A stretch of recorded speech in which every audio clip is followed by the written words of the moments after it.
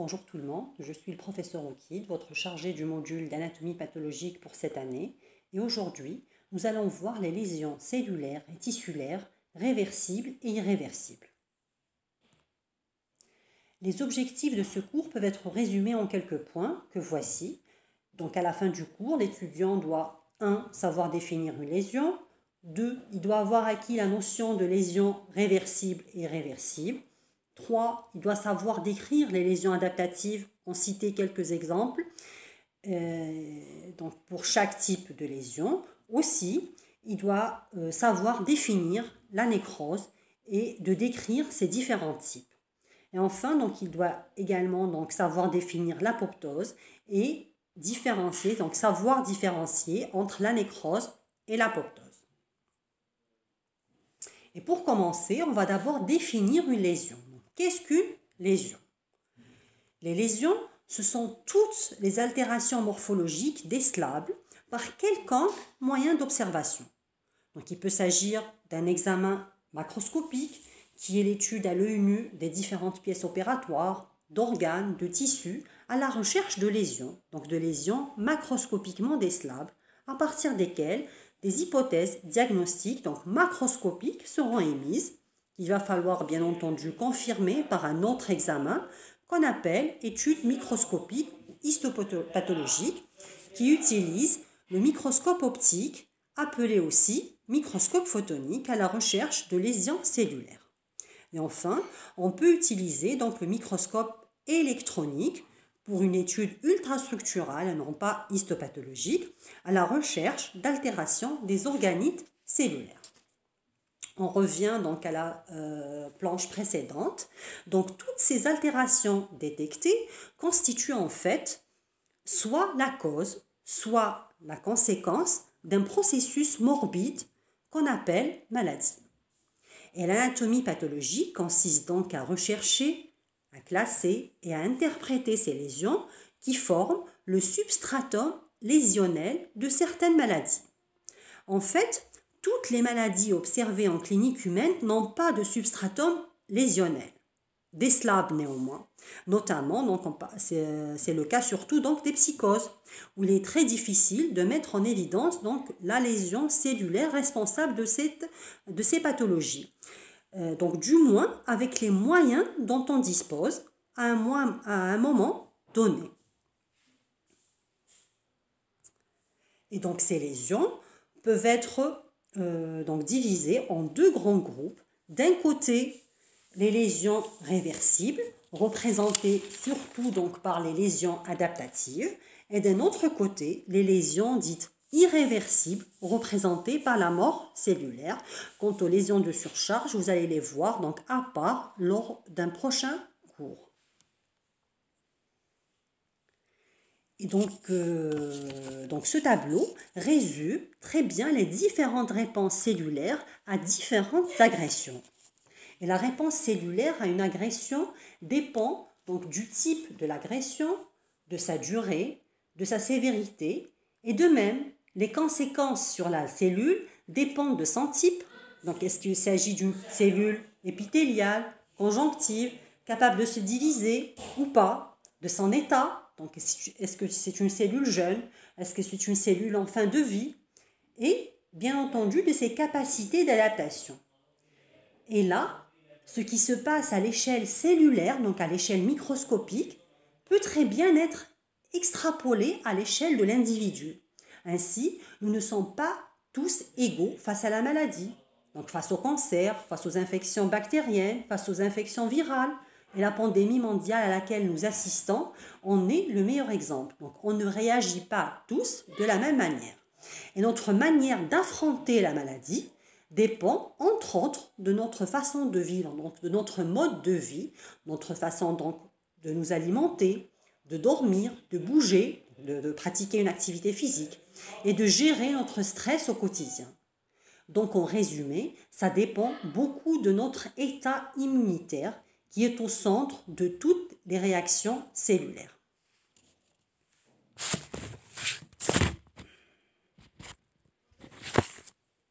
Et on va commencer donc, par les lésions élémentaires cellulaires dites réversibles, représentées par les lésions adaptatives.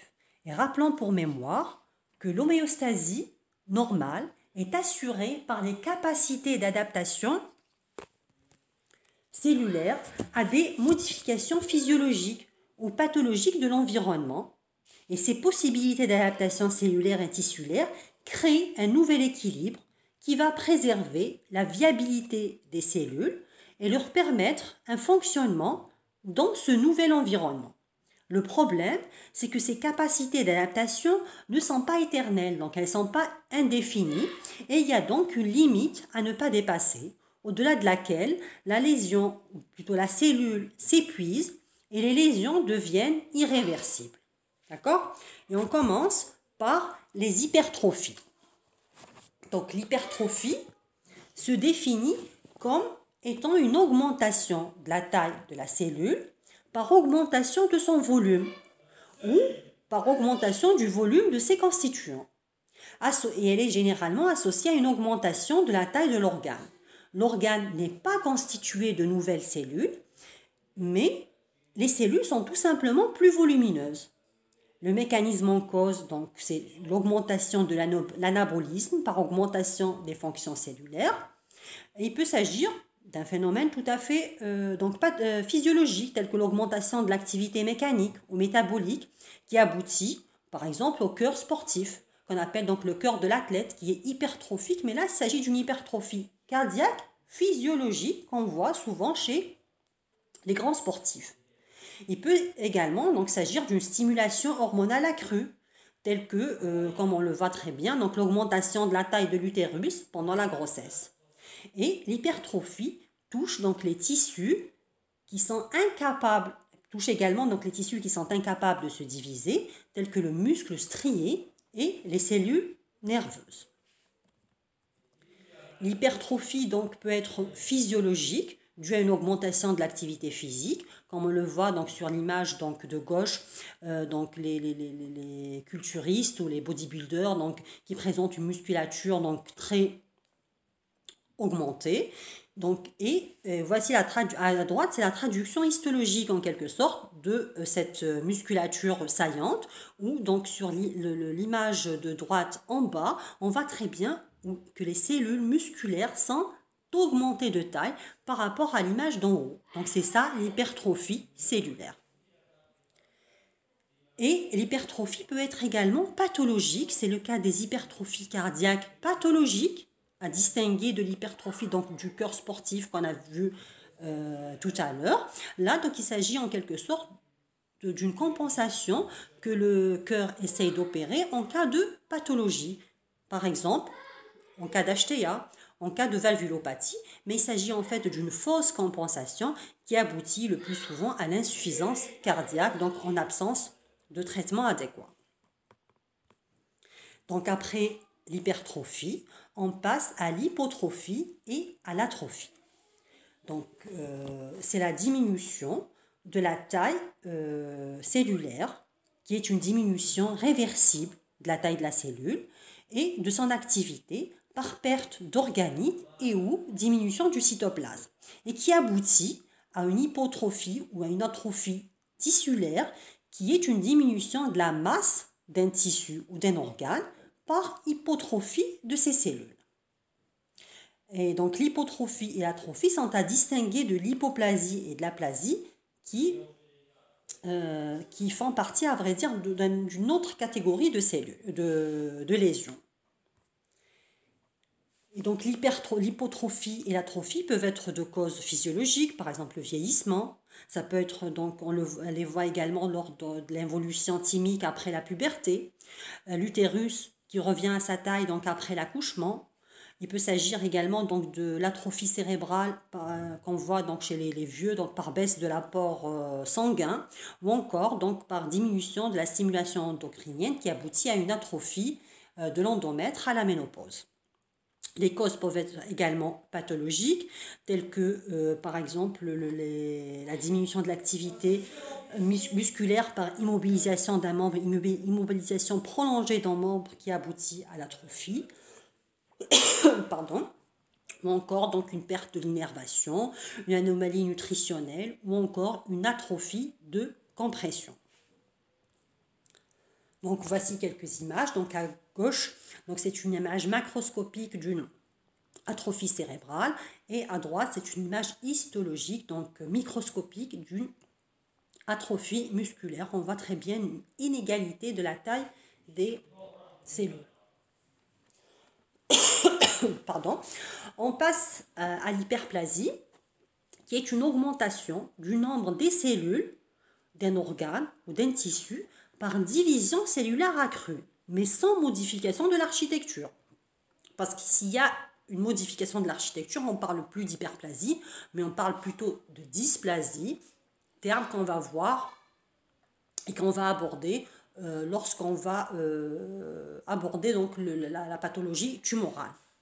Mais là, donc, on est donc dans l'hyperplasie, donc, qui est une lésion adaptative. Elle est souvent associée à une hypertrophie cellulaire par hyperactivité fonctionnelle, ou elle peut être constituée donc, de cellules tout à fait normales. Elle entraîne généralement l'augmentation du volume de l'organe et contrairement à l'hypertrophie, elle ne touche pas les cellules ne pouvant pas se diviser, telles que le muscle strié et les cellules nerveuses. L'hyperplasie donc peut être physiologique, due donc à des stimulations hormonales, comme on le voit donc l'hyperplasie de l'endomètre, des glandes mammaires et de l'utérus pendant la grossesse. Elle peut être également compensatrice. C'est ce qu'on voit en cas d'hépatectomie partielle ou encore lors d'une néphrectomie, quelle qu'en soit la cause, accidentelle, tumorale ou autre, où le rein contralatéral essaye de compenser donc la perte de l'autre rein par hyperplasie cellulaire. L'hyperplasie peut être également pathologique. C'est ce qu'on voit donc lors des sécrétions, donc stimulation hormonale excessive qui aboutissent généralement donc à une hyperplasie de l'endomètre, hyperplasie prostatique ou thyroïdienne. Pardon. Donc pour les hyperplasies,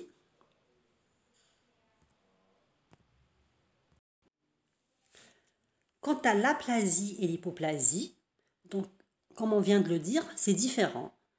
À la base, donc l'aplasie est définie comme l'absence du développement d'un organe provoqué par l'absence de son ébauche embryonnaire. Donc finalement c'est quelque chose de congénital. Donc, et par extension, on dit que c'est également l'arrêt transitoire ou définitif de la multiplication cellulaire dans un tissu normalement à renouvellement rapide, tel que les épithéliums du tractus digestif par exemple.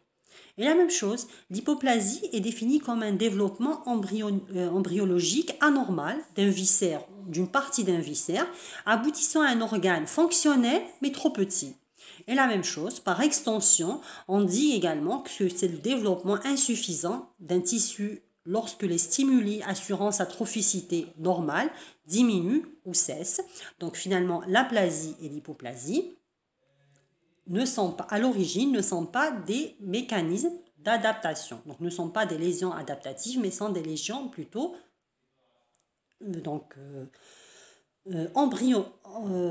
embryologiques. On passe à la métaplasie, qui est un processus acquis de transformation d'un tissu cellulaire adulte en un autre tissu cellulaire adulte et régulier, de structures et de fonctions différentes. Donc ce tissu est normal par son aspect, mais il est anormal par sa localisation. Pardon. Et donc elle est due généralement donc à une reprogrammation des cellules souches, c'est-à-dire des cellules de réserve. Et il s'agit d'un mécanisme adaptatif des cellules sensibles à une agression par d'autres cellules plus résistantes, donc aptes à résister à un environnement hostile. L'exemple le plus typique, donc, c'est la transformation d'un épithélium cylindrique en épithélium malpigien. Les exemples les plus typiques, c'est la transformation de l'épithélium glandulaire endocervical en épithélium malpigien suite à une agression, donc une inflammation chronique ou donc une infestation par un virus tel que le papillomavirus. D'accord? Il peut s'agir également, donc il s'agit d'un phénomène fréquent le long de l'arbre branchique, dans l'arbre donc respiratoire, dû à l'irritation par la fumée du tabac.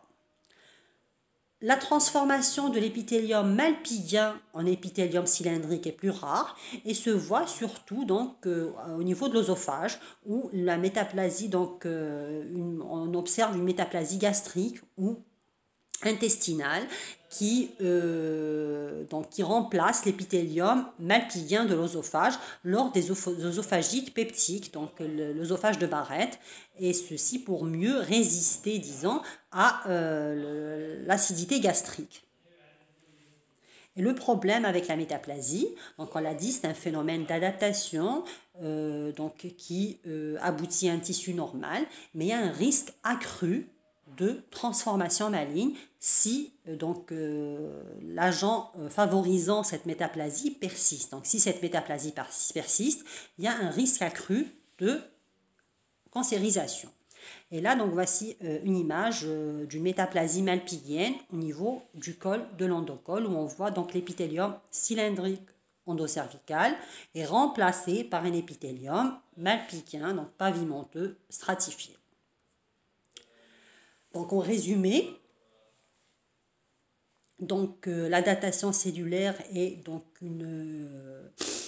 c'est la capacité donc cellulaire à résister à un changement dans leur environnement, soit par hypertrophie ou hyperplasie lorsqu'il y a un accroissement de l'activité cellulaire, par atrophie lorsqu'il y a une diminution de l'activité cellulaire, ou par métaplasie lorsqu'il y a un changement de conditions de l'environnement, comme par exemple un changement de pH. Et enfin, les dystrophies sont également considérées comme des lésions d'adaptation cellulaire, le plus souvent réversibles, en raison de phénomènes de compensation et d'essais de régénération. On assiste en fait à un mélange de lésions. Dans la dystrophie, on va observer aussi bien de l'hypertrophie, de l'atrophie, de l'hyperplasie, etc. Et le meilleur exemple en est la dystrophie fibrokystique du sein. Pardon.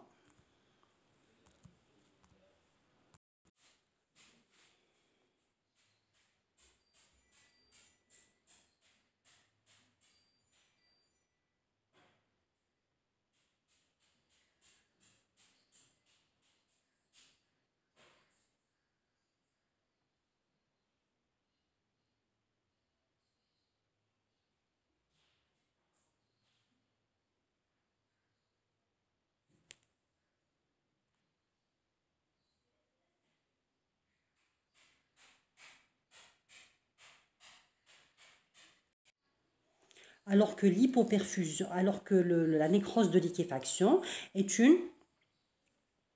plutôt la conséquence le plus souvent d'une infection bactérienne, sans maladie, donc pour l'hypoperfusion cérébrale qui aboutit à une nécrose de liquéfaction. Et là, donc, le phénomène, le processus en cause, c'est surtout la digestion protéolytique des cellules mortes par des enzymes donc sécrétées par les cellules elles-mêmes. L'aspect macroscopique, on aboutit donc plutôt à une masse molle, liquidienne, de couleur jaunâtre, s'il y a beaucoup de polynucléaires. Et l'aspect microscopique, c'est une disparition des cellules par digestion complète. Donc, c'est une destruction tissulaire complète en quelque sorte. La forme des cellules et l'architecture tissulaire ne sont plus reconnaissables. Il n'y a que quelques débris cellulaires et des macrophages et des polynucléaires altérés. Donc les macrophages qui essayent en quelque sorte donc, de nettoyer tout ce foyer nécrotique. Et voici un exemple d'un infarctus cérébral aboutissant donc à une destruction cérébrale très importante par nécrose de liquéfaction. Et ce tableau, c'est un tableau comparatif entre nécrose de coagulation et nécrose de liquéfaction qui s'opposent sur plusieurs points. Sur le plan étiologique, donc on l'a dit, donc la nécrose de coagulation est dite également nécrose ischémique, donc elle est due plutôt à une hypoxie. Et donc l'exemple type c'est l'infarctus myocardique, alors que dans la nécrose de liquéfaction il s'agit plutôt d'infections bactériennes qui sont à l'origine sauf pour l'infarctus cérébral. Le mécanisme en cause, donc dans la nécrose de coagulation, c'est la prédominance des phénomènes de dénaturation des protéines, alors que dans la nécrose de liquéfaction, c'est la digestion protéolytique des cellules mortes. Sur le plan macroscopique, dans la nécrose de coagulation, le tissu est ferme, blanc grisâtre, alors que dans la nécrose de liquéfaction, c'est une masse molle, liquidienne, jaunâtre. Sur le plan microscopique, enfin, il y a une préservation de l'aspect général du tissu et des cellules dans la nécrose de coagulation, en donnant un aspect un peu fantomatique, mais préservé, alors que dans la nécrose de liquéfaction, l'architecture tissulaire et les cellules sont complètement non reconnaissables, donc elles sont complètement détruites par digestion complète des cellules avec des débris cellulaires, des macrophages et des polynucléaires altérés qu'on retrouve. Un autre type de nécrose, donc après la nécrose de liquéfaction et la nécrose de coagulation, c'est la nécrose caséeuse que certains classent comme un sous-type de nécrose de coagulation, mais là, nous, on va la mettre comme une nécrose à part, vu qu'elle a des aspects complètement différents. Donc, elle est pathognomonique de la tuberculose, c'est-à-dire on la voit, donc, quand on retrouve de la nécrose caséeuse, quand on met en évidence de la nécrose caséeuse, c'est pathognomonique de la tuberculose. Ça veut dire tuberculose. Sur le plan macroscopique, elle tient son nom justement de son aspect macroscopique, qui donne un aspect de caséum qui veut dire donc du lait caillé, du fromage mou en quelque sorte. D'accord, donc un aspect un peu blanc jaunâtre. Et sur le plan microscopique, c'est des débris granuleux amorphes avec constitution donc tout autour donc de granulomes épithélioïdes et gigantocellulaires, et une disparition et une destruction architecturale complète du tissu atteint. Et enfin, le dernier type de nécrose, c'est la nécrose adipocytaire qu'on appelle la stéatonécrose, qui est la destruction du tissu adipeux par libération des lipases pancréatiques activées dans le pancréas ou dans le péritoine. Macroscopiquement, ça donne donc des zones blanchâtres, surtout dans le péritoine, ça peut donc prêter à confusion avec une carcinose, donc des nodules tumoraux. Et sur le plan microscopique, c'est quoi? C'est la nécrose du tissu adipeux qui donne donc des adipocytes un peu confluents avec parfois des calcifications entourées d'une réaction inflammatoire. Là, donc, on a terminé avec la nécrose et on l'a dit, donc le deuxième type de mort cellulaire, c'est l'apoptose. L'apoptose, ou mort cellulaire programmée, a été décrite pour la première fois en 1972. Elle est destinée à éliminer les cellules indésirables et elle est donc indispensable au maintien de l'homéostasie. L'apoptose résulte d'une cascade complexe d'événements au centre desquels donc, on retrouve les mitochondries et les caspases qui jouent un rôle clé. Donc les caspases sont des protéases, donc c'est une diminution de cystéine aspartique protéase. Donc les circonstances d'apparition, donc l'apoptose survient surtout donc, dans des circonstances plutôt physiologiques au cours de l'organogénèse et de la croissance. On peut citer donc l'involution thymique. On peut citer l'involution thymique après donc après l'adolescence.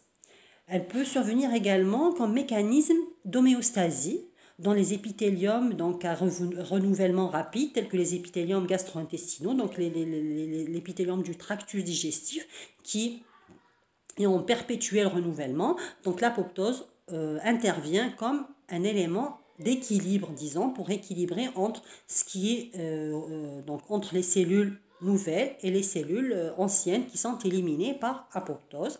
Elle survient également au cours de l'involution hormonodépendante chez l'adulte, par exemple donc l'endomètre au cours donc la desquamation endométriale cyclique lors du cycle menstruel, ou encore la régression des lobules mammaires après sevrage, donc après arrêt de l'allaitement.